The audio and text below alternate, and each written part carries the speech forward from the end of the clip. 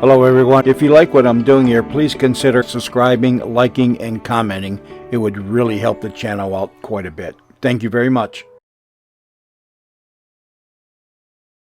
The CBS Radio Mystery Theater presents...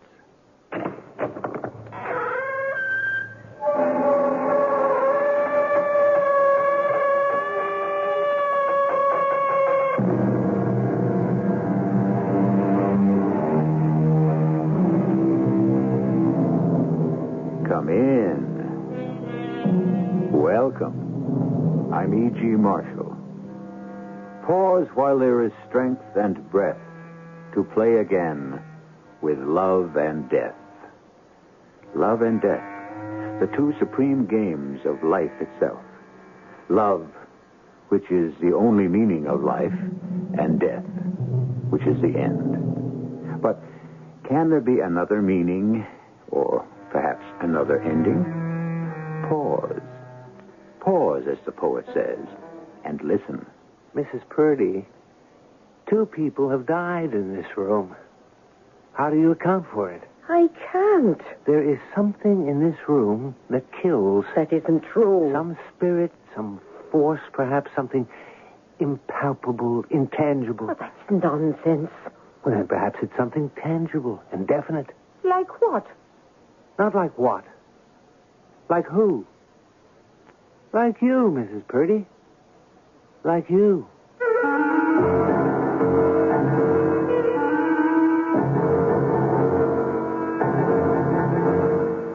Our mystery drama, Don't Die Without Me, was especially adapted from the O. Henry classic for the Mystery Theater by Sam Dan and stars Robert Dryden and Marian Seldes. It is sponsored in part by Contact, the 12-hour cold capsule, and True Value hardware stores. I'll be back shortly with Act One.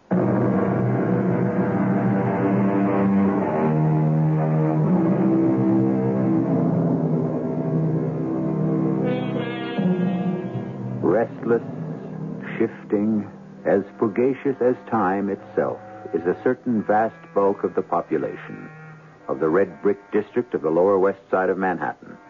Homeless, they have 100 homes. They flit from furnished room to furnished room, transients forever, transients in abode, and transients in heart and mind. They sing Home Sweet Home in ragtime. Thus begins a tale by O. Henry, the great master of irony, which illuminates 2 of life's greatest ironies, love and death. Ah, but the tale is begun. Let the storyteller continue. Hence, the houses of this district, having had 1,000 dwellers, should have 1,000 tales to tell. Yes, there must be a story behind every one of those windows. This open one on the 2nd story, from whence comes music played on Mr. Edison's latest invention. The tune is ragtime. But does the heart beat in ragtime, too? Or to the lonely listener, is it a song of love, of hate, of hope, or despair? Wait. What's that down the street? A crowd, an ambulance. And isn't that my good friend, Sergeant O'Donoghue? All right, now move on. Don't you have nothing better to do? Sergeant O'Donoghue. Oh, it's you, is it? What happened here this evening? You spelled my name wrong. It was printed incorrectly in your newspaper last Friday. The linotype setter is an Englishman. Well, that explains it. Well, what explains this? What's taking place here tonight? Well, now, sir, how would I know that? Just being a police officer. Oh, come on, Sergeant. Police officers know everything, especially if they're named O'Donoghue. O'Donoghue with a G. I remember. Now, sir, tell me something. Why do they come to New York town? Why does who come to New York? All the sweet and pretty young things. Ooh, it's the bright lights of Broadway, Sergeant. Even a police officer knows that. Yes, like moths to the flame. I see where this is leading. And here this evening we had a little moth. Perhaps she believed she was a butterfly, but what does it matter? The flame consumes them all in the end. Well, I'm certainly a man who can follow a figure of speech, but what is this flame to which you refer, Sergeant? The flame of despair. and the flame of loneliness. They sit alone in a furnished room, a stranger among strangers, and they look at the flames. The leaping yellow flames. The leaping yellow flame? But now it has become the flicker and blue light of the gas range. They look at the light, and it's so cold and distant. A chill flame without light and warmth, like life itself, cold and dark. So they lean forward, and almost without thinking, they blow out the flame. Now, they're alone in the blackness of the night, and all is silent except for the gas. The low, soft hiss of the gas. What you're saying is that a girl in this building turned on the low, soft hiss, like the hiss of a snake. But a kindly snake. She's dead then, Sergeant? Yes, sir. May the good Lord rest her gentle. Are they sure? Oh, yes, the doctor was there. He passed down the word. You'll have to step out of the way, sir. They're taking her down now. A very young doctor who rode the ambulance for the city hospital and who was still very new on the job tried to hide the horror in his heart with a look of cynical boredom on his face. But wasn't quite experienced enough to carry it off yet. He was followed by 2 orderlies who carried a stretcher. The face of the poor unfortunate was supposed to be covered, but the blanket had slipped. For a moment, I caught a glimpse of a fair young face with reddish gold hair. A beauty mark on the chin. Just for a moment. And she was gone.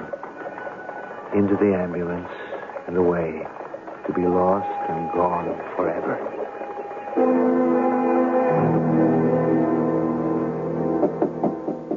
Yes? I've come in to take away the breakfast dishes, sir. Well, I see I can't do that, since you've had neither a sip nor a bite. Mrs. Paulidge, you have excellent powers of observation. And you seem to be a bit snippy this morning, Mr. Porter. Oh, that's true. You can't expect a man to be in a good temper all the time, especially when he's having trouble writing a story. See, you're having trouble writing a story. Oh, yes. How is that possible? Why would a beautiful young lady want to end her life? There's a man in it somewhere. Could there be another reason? Nah, not for a woman. Now, this young lady ended her life in a... Well, it could be considered a theatrical rooming house. Perhaps she was despondent because her career had failed. Nah, I wouldn't believe it. You said she was young and beautiful? Well, the world doesn't have to come to an end for that kind. No. I could only believe she'd end it all for love. That's the only way you'd have it? Afraid so. And you'd better stop fighting it. The reddish gold hair. For a moment, it seemed like a halo around that angelic young face. A face I knew I would never forget. Why? Why did she do it? Who was she? I looked through the papers. Nothing, not a word. So much happens in the city, there isn't room for everything. Especially the passing of an unknown, obscure young girl, even if she is beautiful. So many of them are beautiful. So beautiful it breaks your heart. Well, I would have to ask questions. Yes? Are you the landlady? Yes, I am. Her name's Mrs. Purdy. You want to rent a room? About the young lady who died here last night. What young lady? Well, that's what I want to talk to you about. Are you a cop? No. Then what are you snooping around for, asking questions? I'd like to know why You got the wrong address, sir. Now, wait, before you slam the door in my face, I'm a newspaper man. What do you want? She was nothing. She was nobody. Who's going to be interested reading about her? I want to ask you a few questions. Oh, come on. Give me a break, sir. If it gets known somebody done the Dutch act in that room, nobody's going to want to rent it. Well, would you? It doesn't have to get into the newspaper. Oh. Well, now, you're a gentleman. Are you sure you're a reporter? Can we talk inside? This is the room. This is the room. I see. Well, what's the matter? It ain't nice. Well, I mean, what do you want for $4 a week, the Ritz? What was her name? I don't know her name. Well, how can that be possible? Well, the name she gave me was Helen Smith. Do I know if that was her real name? What did she do? Well, I don't know. Where did she work? I don't know. Didn't you ask? Well, why should I ask? If they want to tell me, they tell me. Otherwise, all they got to do is behave themselves and pay the rent. Where did she come from? I don't know. How long had she been here? How long? Well, 3 weeks. Yes, I remember I was supposed to collect the 4th week's rent from her this morning. So, you don't know who she was, where she came from, what she did, or why she killed herself. Who knows? What happened to her belongings? Belongings? Oh, she didn't have none. Oh, what I mean, she had the dress she was wearing and another one, a skirt, 2 blouses, some underthings, and the shoes she was wearing. Oh, just a few stitches of clothing was all she had to show for the world. Poor child. And among the things she owned, there was nothing to identify her? No, sir. No jewelry? Jewelry? Oh, bless us. No. A watch, a ring, a bracelet? Nothing. Who discovered her? Oh, that was my misfortune. I was sitting in the kitchen drinking beer with Mrs. McCool, my next-door neighbor. And I said, "Is there a smell, Mrs. McCool?" And she answers, "There's a smell, Mrs. Purdy." And with that, we put down our glasses and come rushing up here to the 3rd floor back. We open the door. And there she is, poor child, laying on the bed. And... Yes? Well, we open the window, but it's too late. So we both ran screaming downstairs into the street. Well, what else can you tell me? Oh, nothing. Nothing at all, sir. We saw the policeman on the beat, and he sent for the ambulance. Oh, not that it done her any good at all. And there's nothing you can tell me about the girl? Well, I've already told you everything I know.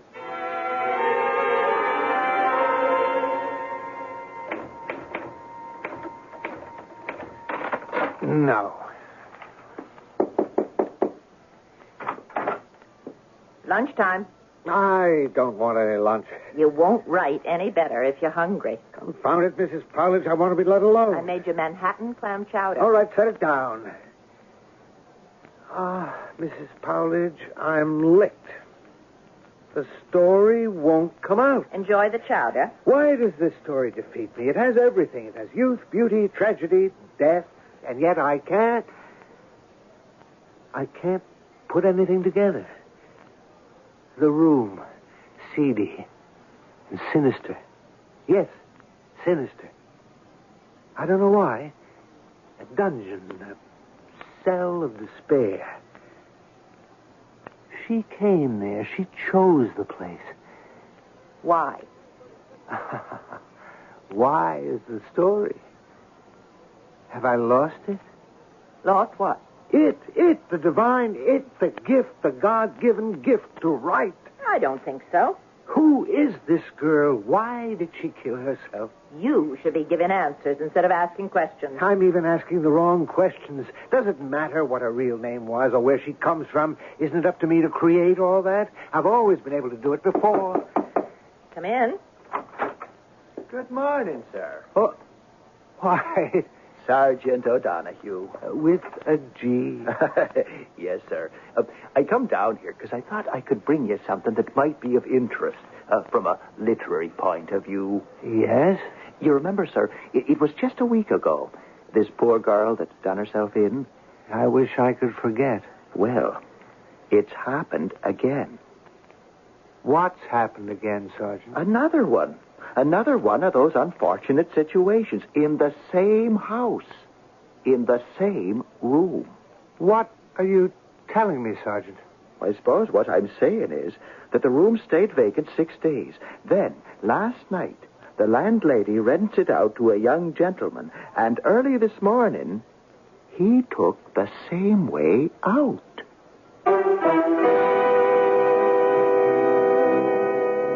Well, what are the odds? We're discussing the final desperate actions of two defeated young people. What are the odds that they could have chosen the same room out of so many thousands in the city? Consider the room. Is there something in the room or about the room?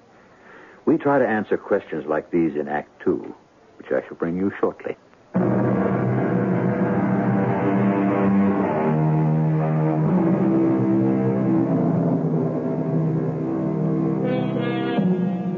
The 4 million.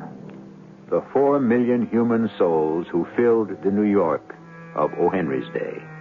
With 4 million triumphs, 4 million defeats, 4 million comedies, 4 million tragedies. The shifting, seething mass of 4 million lives. Loving, hating, living, dying.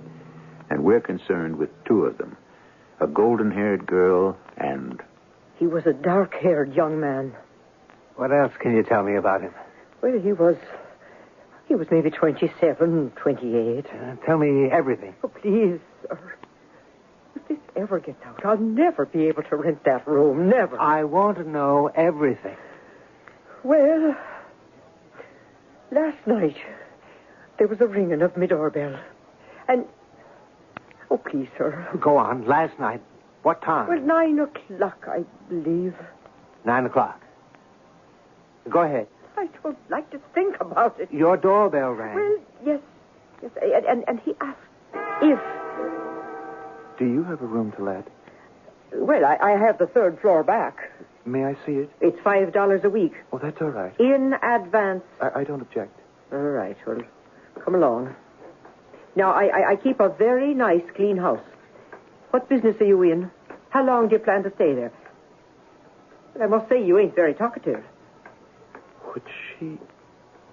Oh, Lord, would she have come to this? Fallen to this? No, oh, no, please. What's that you're saying? Yeah, well, just down the hallway. Right, and this is the room. Oh, I see. It's a nice room. It ain't often vacant. I get the most elegant people here. There's lots of closet room. Oh, it's a place everybody likes. It never stays idle long. Do you have many theatrical people rooming here? Oh, they come and they go. There's a good proportion of me lodgers are connected with the theater. Actor folk never stay long anywheres. I get my share. Do you want the room? I suppose so. Well, like I said, it's $5 a week in advance. All right. The room has been made nice and fresh. Your towels and the water pitcher's full. Mrs. Purdy. Oh, I didn't get your name. Jones. Jones. All right, we'll leave it be Jones. Mrs. Purdy, a young girl, about 22. Would she have been one of your lodgers? Her name was Miss Vashner. Eloise Vashner. No, I can't say I remember that name. A fair complexion girl, medium height, slender with golden hair, and a beauty mark on her chin.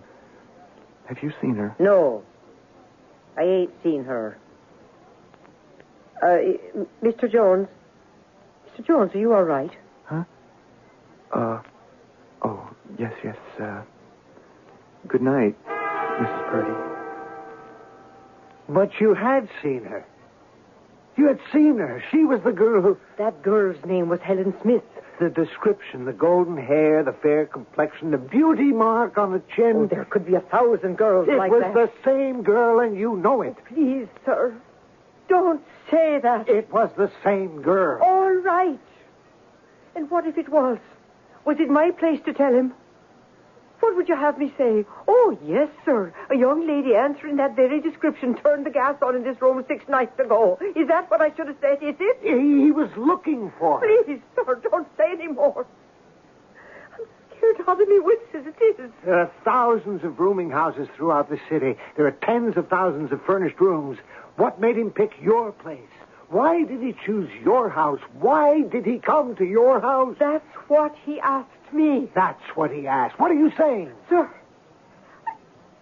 well, he hadn't been in the room an hour when he came downstairs and knocked on my door. Who is it? Open the door. What is it? What's wrong? Mrs. Purdy. Yes? Miss Bashner. Miss Bashner? The young lady I asked you about. Oh, yes. She has been in the room. She what? She has been in that room. Well, now, how could she, whoever she is? I knew it. I knew it. Something drew me to this house. I spent days walking the streets of Broadway. I spoke to the managers, theatrical agents, anyone from the highest to the lowest. Mr. Jones, it's late. Have you seen her? Have you seen her? And everywhere, from everyone, the answer was no. Something said to me to walk westward, toward the river. And I did. And then the same voice said, here. Turn in here. Stop here. Rest here. Stay here. Here is where you will find her. Now tell me, Mrs. Purdy. I've already told you, Mr. Jones. I ain't seen her. No, I can't accept that. The voice was too strong, too clear.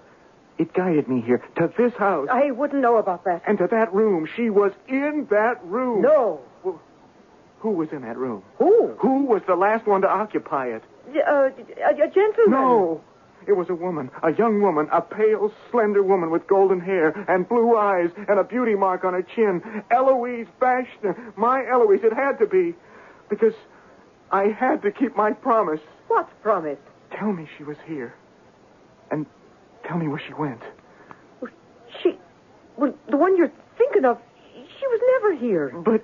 You just have a very great imagination. You insist that Eloise has never occupied that room. I don't know your young lady. All right. It doesn't matter. It really doesn't matter now. And then he went up to the room, turned out the gas light, turned the handle of the jet again without striking a flame, and he lay down on the bed and... You didn't tell him about Miss Vashner? How could I know her name was Bashner? Where did he say he was from? He didn't. And you didn't ask? I never asked. But did he have any papers, any identification? No, none at all. How do you know, Mrs. Purdy? How do I know? Well, I looked. There was nothing. Just as we know nothing about the girl, we also know nothing about the man. Most important, we know nothing at all of how he happened to come to this very place. Oh, I feel sorry for them two young folk. But I don't know what can be done about it. And life goes on, sir. And I've got to get the room cleaned up and hope I can rent it out again. You've just rented it. I have. To who? To me. You... Well, now, why would you want to live in a dump like this? I want to spend the night in the third floor back.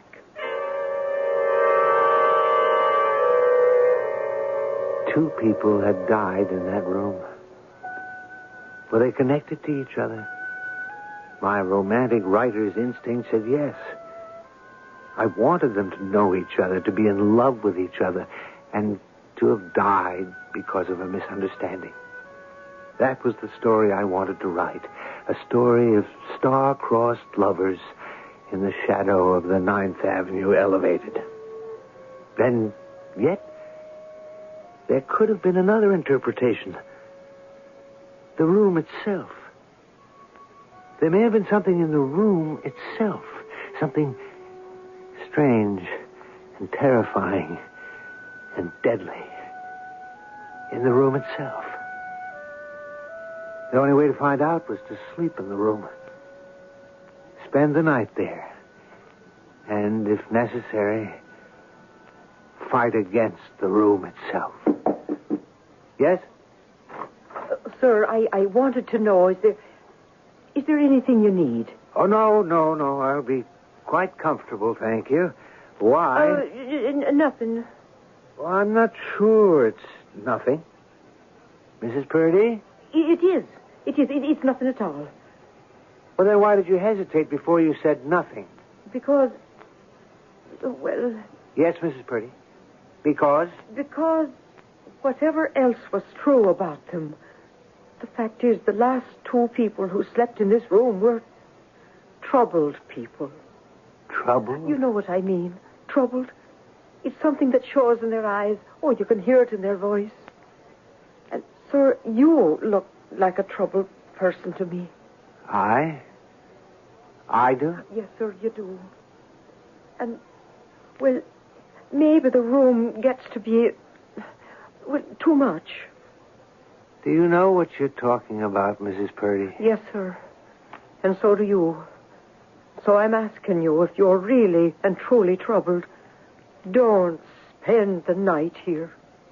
Thank you for your concern, Mrs. Purdy. Well, I just couldn't afford to have a third one. I mean 3. And in just about the space of a week, oh, I'd be ruined forever. Oh, I hadn't thought of that. And it might be best if I was never to rent it out again. I could use it for storage. Yes. That's exactly what I'll do. I've just decided, starting tonight. It's starting tomorrow, Mrs. Purdy. But I won't let you stay here. I'm afraid you have no choice. I've paid my rent in advance. All right, sir. But after it's too late, don't say I didn't warn you.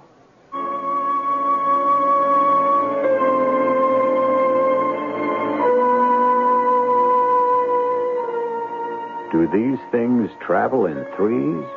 Hopefully not. Because first, it was the young girl, and second, it was the young girl. Will the third be our storyteller? All we know for certain is that we have a room, and the room seems to have a secret, a deadly secret.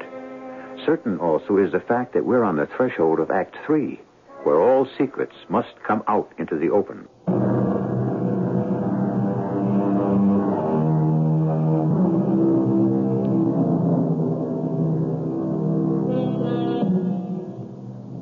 First, we had a golden-haired girl, Miss Helen Smith, or Miss Eloise Vashner. Then there was a gentleman whose name may or not have been Mr. Jones. Both seem to have succumbed to a fateful what? We don't know. But neither could survive the third floor back. A seedy little furnished room in a tawdry little rooming house on the west side of Manhattan. O. Henry's Manhattan. And now the master storyteller is determined to discover if he can survive it himself. The first thing is to turn the gas up high. High, bright. Light. Nothing like bright light to dispel dark secrets. So, what have we here? Dingy, grimy little cell. But what's the story? Could it have been murder? Murder. Oh, rule nothing out. Suppose I were to talk with my friend Sergeant Seamus O'Donoghue, with a G. Supposing I were to say, you're satisfied with suicide? Satisfied? Oh, bless your soul, sir. Who could be satisfied? All right, I can understand that, but there are other possibilities. Such as? Murder. Murder? By who? Oh, we're in the realm of supposition. But I appreciate that. Mrs. Purdy, speculate with me. Suppose Miss Smith or Miss Vashner had something of value. Such as? Oh, a ring, or a jewel of some sort.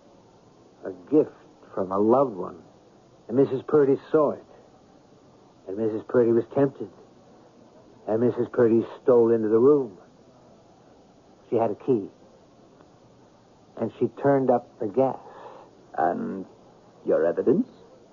I have none. Well, then of what value is this theory to the police? It's of no value at all to the police. But then why do you present it to me? Because I'm a writer, and everything goes through my mind. Well, sir, going along with that theory, for the sake of argument, as it were, see, she killed the poor, unfortunate young lady. How do you account for the death of the young man? The young man knew. Or what did he know? He knew the young girl had been in that room. How? I don't know yet. But he knew that Mrs. Purdy had killed the young lady. Well, but how did he know that? I don't know that either yet. But he insisted to Mrs. Purdy if the young lady had been in that room. Mrs. Purdy was afraid of him. So, later that night, when he was asleep... You're saying she did the same thing to him. Yes, I believe that's what I'm saying. Well, no, I must go back to the original question. Where is your evidence? Unfortunately, it doesn't exist. Well, then, sir, where are we? We're still at the beginning of my story. What did happen to these unfortunate people? And what is there about that room? And so, I sit here and wonder. Let me examine the room again. The room. The threadbare rug. Smudged finger marks on the faded wallpaper. The bed, distorted by bursting springs. The room itself has been carelessly set in order. On the dresser, a half-dozen hairpins. Discreet, anonymous. In the drawers, a fragment of a handkerchief. A broken bone button, a pawnbroker's card. 2 forgotten marshmallows. A book on the divination of dreams. And deep dust on the windowsills. An old, dried-out, half-smoked cigar in the corner. An old cork. Broken pencil. All the debris of those who are homeless in this, their temporary home. And then I could smell something sweet and delightful. It was the smell of mignonette. It came as a single buffet of wind with such sureness and fragrance and emphasis that it almost seemed a living visitant. And then the room grew dark. I heard voices. Voices, clear. And here, in the room. I love you. I love you, Eloise. And I love you, George. I don't want to live without you. George, I'm supposed to be the romantic one. I can't conceive of life without you. Well, you'll have to live without me for a little while, George. Darling, I don't want you to break your heart. Nothing. No one can ever break my heart. Except you, and you'd never do it. The world can break your heart. Especially the world of the stage. Oh, George, I must have my chance. I'll go to New York with you. No, you can't give up your job at the bank. I can get a job at a bank in New York. No, George, this is your bank.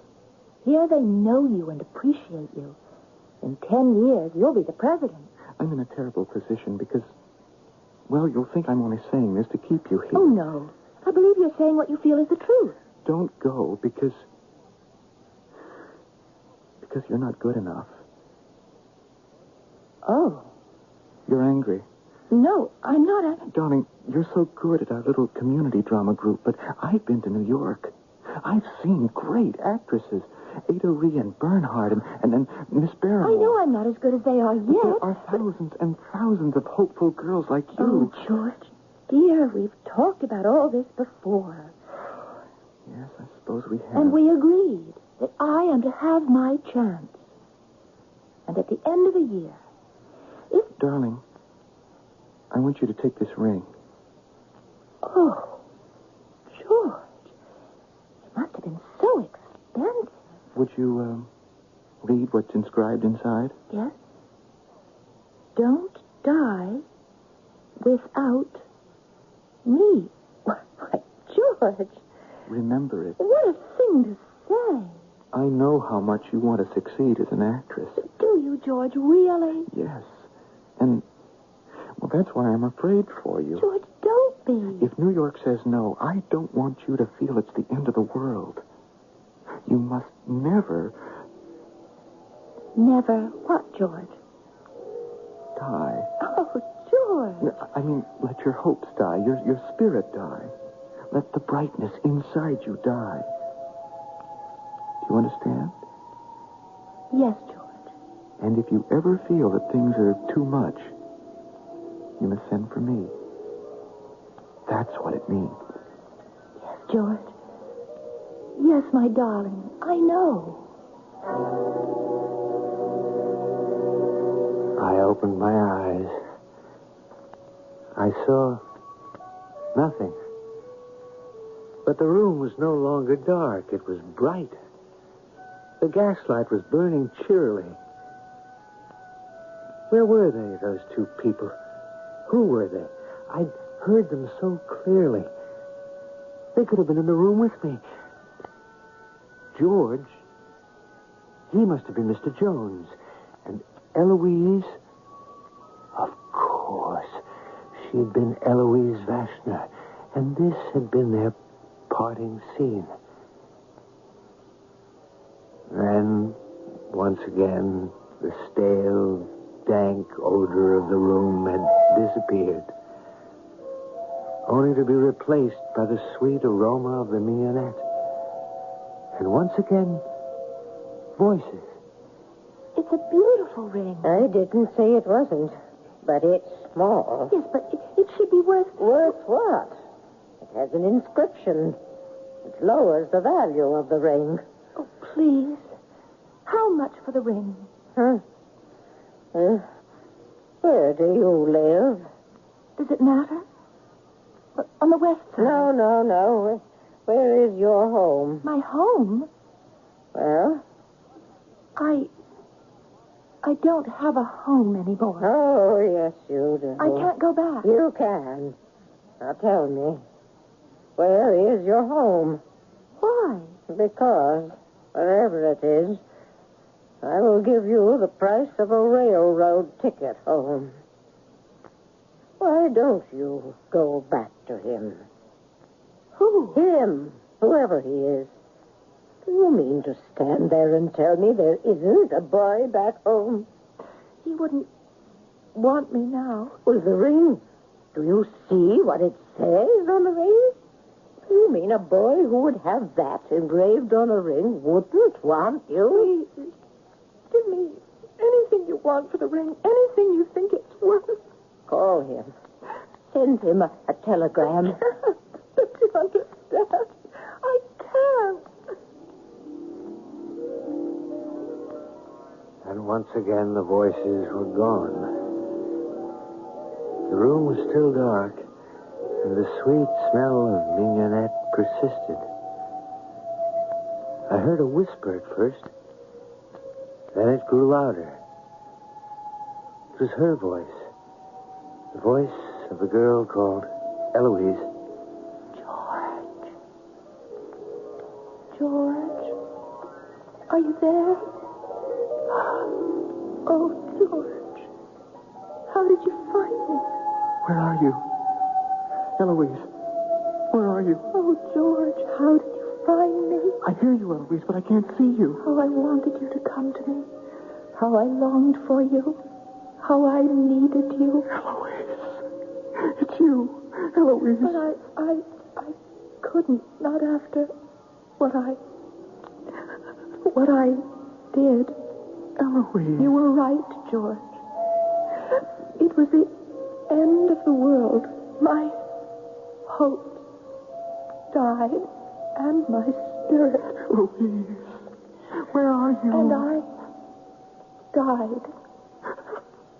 Eloise. Oh, Eloise, you forgot what I said. No, George, I never forgot. Why did you do it, Eloise?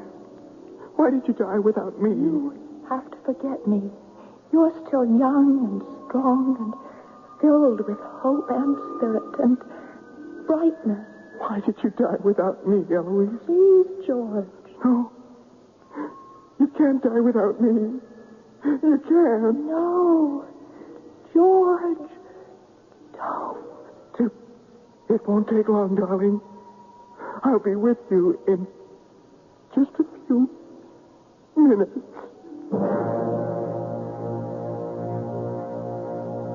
Suddenly, the aroma of mignonette was gone.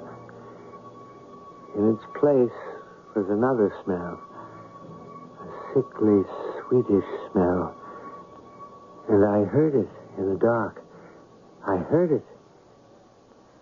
Sergeant Seamus O'Donoghue's deadly snake. The gentle snake that neither bites nor crushes, but who breathes the sweet and pungent air of death. Yes. The jet was turned on, but the flame was out. Quickly, because by now I was starting to cough and gasp, I turned off the jet, threw open the window, and breathed the open, life-giving air.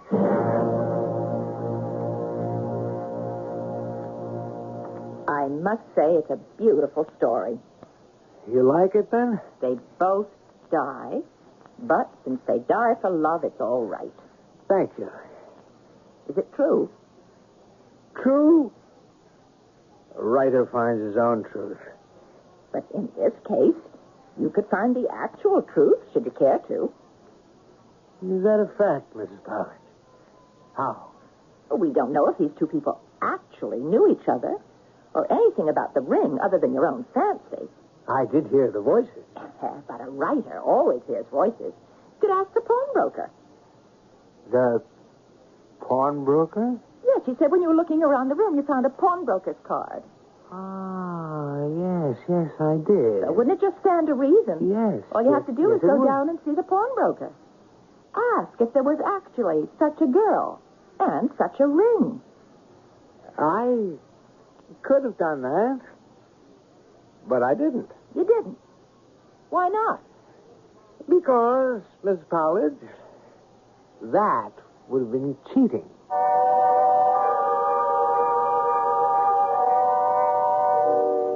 Which is something O. Henry would never do to a reader.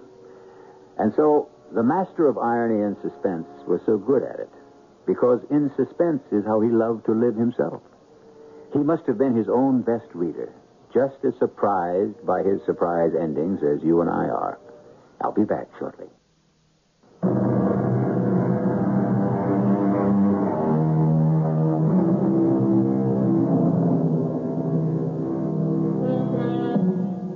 Yes, he loved to write, O. Henry did. And his favorite theme was the one of two lovers kept apart in the maze of the great unfeeling city. Sometimes they were united in this world, and sometimes they had to wait for the next. But he always joined them together at the end. For to O. Henry, the end was eternity. For you, our listener, however, there is no end. We go on here 7 times each week. Our cast included Robert Dryden, Marian Seldes, Joan Shay, and Russell Horton. The entire production was under the direction of Hyman Brown.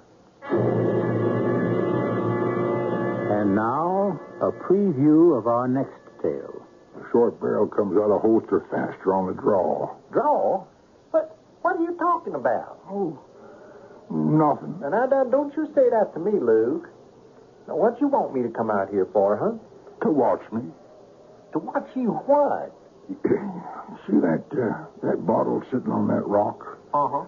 Well, I want you to watch me draw and shoot. Like this. Luke, what was that for? Jim, am I as fast as ever? What's the point? Just answer me, Jim. Never mind anything else. Am I as fast as ever? You look as fast. Well, are you sure, Jim? Are you sure? I think so. Well, I guess I'll have to try the real way to find out.